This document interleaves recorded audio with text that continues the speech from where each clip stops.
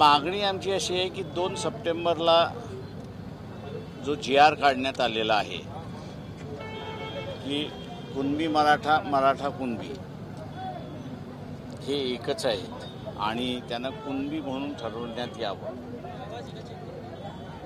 तो GR योग्य नाही, चुकीचा आहे असं मी म्हणतोय। त्याच्यावरती अगोदरच मुंबई हायकोर्टाने औरंगाबाद बेंचने निर्णय दिलेला आहे। त्या निर्णयाचं सुप्रीम कोर्टाने सुद्धा ग्राह्य धरलेलं आहे। एकदा प्रश्न निकाली निघाला की त्याला पुन्हा आपल्याला असं हे करता येत नाही। तो निर्णय उलथवायचा असेल तर पार्लमेंटलाच अधिकार आहे अशी परिस्थिती आहे आणि म्हणून हा जो वाद लागलेला आहे OBC विरुद्ध मराठा, मराठा विरुद्ध OBC, हा जो वाद लागलेला आहे त्या वादाचं अंत करायचं असेल तर तो GR रद्द केला पाहिजे आणि मराठा समाजाला आरक्षण कसं देणार या संदर्भातली शासनाने इथल्या तज्ज्ञांची चर्चा केली पाहिजे, जेणेकरून मराठ्यांचं आरक्षण वेगळं आणि OBCचं आरक्षण वेगळं असं त्या ठिकाणी होऊ शकतं। हा जो वाद आहे कोणी लावलेला आहे? हा वाद इथला असणारा भारतीय जनता पक्षाने लावलेला आहे। OBCचा जो आवाज दाबण्याचा प्रयत्न चालू आहे, GR एकीकडे काढतात, एकीकडे शासन GR काढतात, एकीकडे OBCचा आवाज दाबण्याचा प्रयत्न चालू आहे।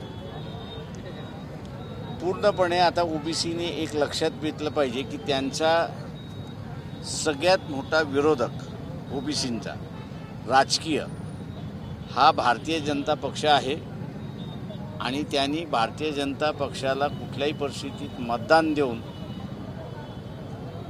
आपला राग व्यक्त करावा असं आवाहन आम्ही त्या ठिकाणी करतो। आताच तुम्ही स्थानिक स्वराज्य संस्था तिसरी आघाडी निर्माण करणार, या जे काही मी पाहतोय स्थानिक स्वराज्य इलेक्शनमध्ये उलट्या सुलट्या आघाड्या चाललेल्या आहेत की कोकणामध्ये दोन्हीही सेना जे एकमेकाला पाण्यात पाहतात ते सुद्धा एकत्र आले। काही ठिकाणी अजित पवार आणि एकनाथ शिंदे हे सुद्धा काही स्थानिक ठिकाणी एकत्र आलेले आहेत। त्याच्यामुळे असताना इथे आघाड्या ह्या ज्या आहेत या नगरपालिकेच्या लेवलवरती होतील अशी परिस्थिती आहे। तिसरा पर्याय म्हणून तुमच्या आघाडीत पाहायला जाईल? आघाडी होणारच नाही आहे माझं म्हणणं असं आहे। माझं म्हणणं असं आहे इथे की आम्ही सुद्धा आम्ही गेले 4 महिन्यापासून असणारा ती भूमिका घेतली की जिल्हा स्तरावरती निर्णय आम्ही सोडला। आता आम्हाला पुन्हा तो त्या निर्णयामध्ये बदल करावा लागला आणि तालुका स्तरावरती निर्णय घेण्याचा अधिकार देण्याची वेळ आली आमची।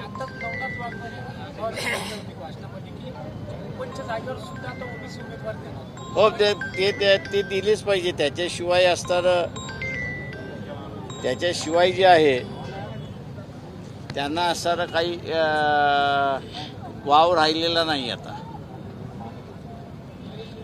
सत्ता कॅप्चर केल्याशिवाय तो 2 सप्टेंबरचा GR रद्द होईल असं मला वाटत नाही। मूळ OBCंना संधी द्या असं म्हणतात शरद पवार स्थानिक निवडणुकात। मी गेले 40 वर्ष शरद पवारांचं राजकारण बघतोय आणि गेल्या 40 वर्षामध्ये शरद पवारांनी ए म्हटलं तर मी त्याचा अर्थ काढत असतो Z। त्या अर्थी त्यांनी असं म्हटले की मूळ OBCंना उमेदवारी द्यावी, याचा अर्थ मी असा काढतोय की एकही मूळ OBCला उमेदवारी शरद पवार देणार नाही। जरांगेंचं आंदोलन कार्य संपले का? म्हणजे तुम्ही म्हणला होता ते प्रस्थापितांसाठी त्यांचं आंदोलन सुरू आहे। हो, आत्ताच्या ह्याच्यामध्ये GR निघाल्यानंतर त्यांच्या आंदोलनाचा जो ओघ आहे तो कमी झालेला आहे आणि ज्याच्यासाठी त्यांनी चालू केलं होतं ते अचीव झालेलं आहे अशी परिस्थिती आहे. जरांगे पाटलांना धमकी आहे, त्याच्याकडे तुम्ही कसं बघता? आता ते इंटरनल त्यांचं भांडणं नाही. त्या इंटरनल भांडणामध्ये त्यांनी धनंजयला इन्व्हॉल्व केले अशी असणारी परिस्थिती मला दिसते. त्याच्यामुळे त्यांची इंटरनल काय मतभेद आहेत हे कळल्याशिवाय त्यांना ह्या धमक्या काय येतात ते कळणार नाही. त्यांचे जुने सहकारी होते त्याच्यामध्ये, ते धमक्या देणारे जुने सहकारी. ते असे त्यांना मारणारे जे आहेत ती काही मला माहिती आलेली आहे ती त्यांची जुने सहकारी आहेत. त्याच्यामुळे जुने सहकारी ज्यावेळेस तिथे इन्व्हॉल्व आहे त्यावेळेस आतलीच काहीतरी त्यांचे इश्यूज असतील. म्हणून म्हटलं त्यांनी धनंजय मुंडेचं नाव घेतलेलं आहे की त्यांनी सुपारी दिलेली असं त्याच्यामध्ये त्यांनी म्हटलेलं आहे. ते ऐकली हिंदी. आज जालना में आपका मोर्चा था, क्या मांगनी थी आपकी? आज जो जुलूस हम लोग ने जालना में आयोजित किया था उसकी मुख्य मांगनी जो है मेन आंदोलन की जो मांग है कि 2 सितंबर की GR के माध्यम से कुनबियों की व्याप्ति जो बढ़ाई है, मराठा कुनबी और कुनबी मराठा इसको जो ऐड किया गया है ये गलत है, हम लोग ये कहते हैं. और उस GR को जो है वो सरकार ने रद्द करना चाहिए. ये एक तरीके से पॉलिटिकल इशू है क्योंकि जरांगे पाटिल ने बम्बई में जो आंदोलन किया उसमें उसने डेमॉन्स्ट्रेट किया देवेंद्र फडणवीस के सामने कि 180 आमदार जो है वो मैं जो मांग कर रहा हूँ उसके साथ में है. अगर वो आप मानते नहीं हो तो आपको कुर्सी खाली करनी हो. देवेंद्र फडणवीस ने डर के माध्यम से जरांगे की मांगनी का उनकी जो मांगे थी उसका GR निकालकर उन्होंने उसकी पूर्तता की. अब ऐसा है कि OBC को भी हम लोग यह कहते हैं कि आपको भी डराने की राजनीति यहाँ पर करनी होगी.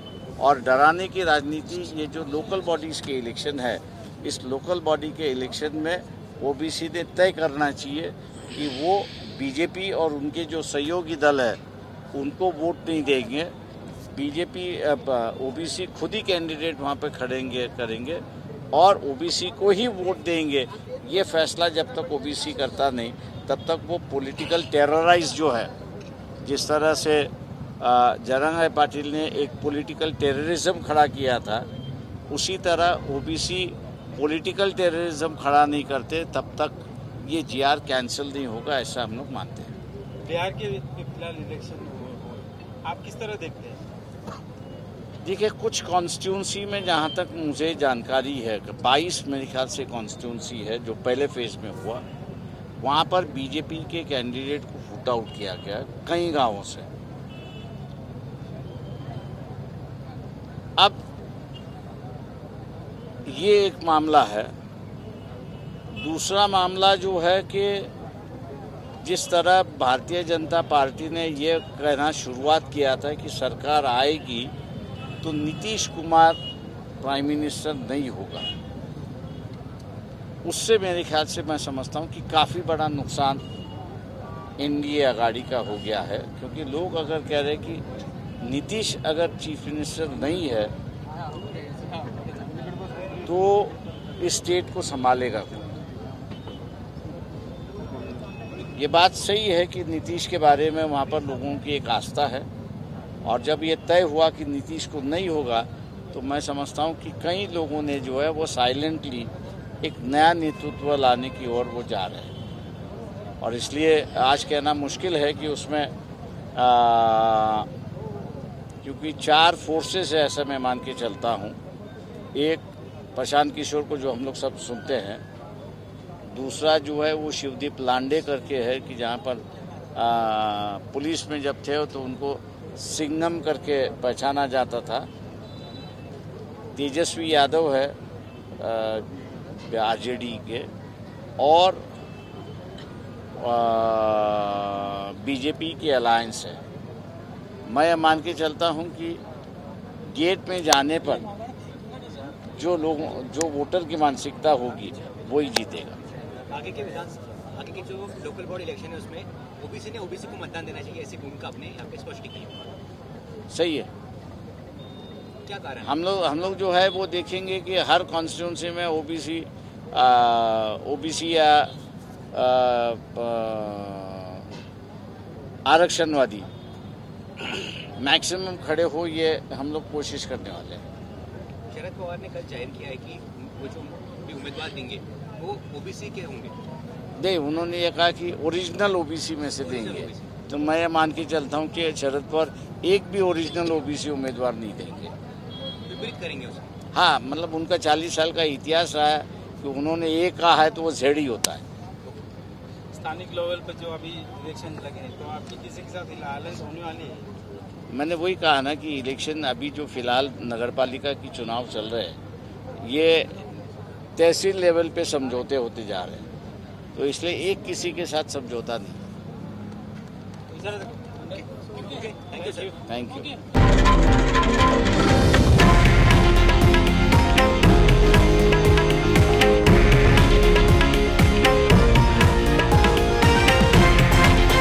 हे आहे देशातील नंबर 1 न्यूज नेटवर्क आणि आपण पाहत आहात TV9 मराठी, एकमेव।